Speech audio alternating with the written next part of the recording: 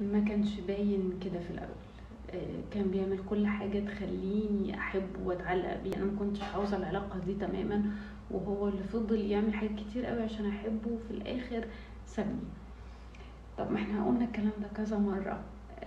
مفيش حد هيقولك انا وحش، هو بيصطاد، هو بيمارس هويته حتى على فكرة عن غير وعي. هو شخص مؤذي، ونوع الاشخاص دي بتميل للشخصيات المسالمة اللي هي عارفة انها مش تقدر تأذيها، لكن لو عارف ان في شخص هيأذيه وهيقف له وهيفضحه ويعمل له مشاكل، مش هيعمل له حاجة، مش هيقرب منه. هو بيروح لعقل الضحية، هو بيروح للعقل اللي هو يعرف يسيطر عليه. فشم الريحة دي فجالك. فما تقوليش ما كانش كده الاول، لا هو كده، ده اصله.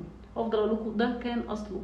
الاصل يا جدعان بيبان وقت الخصومه، وقت الفراق، وقت المشاكل، وقت الاحتياج.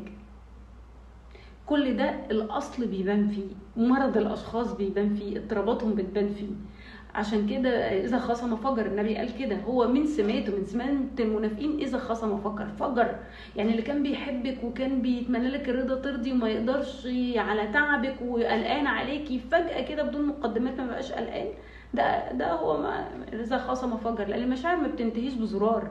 المشاعر ممكن تتركن بسبب ازماته النفسيه، او هي اصلا ما كانتش موجوده وهو نصاب.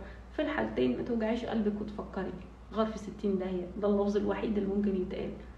واللي جابه هيجيب غيره واللي احسن منه، واللي اكيد ان ربنا مشاه من عندك عشان عارف ان انت تستاهلي حاجه احسن من كده بكتير.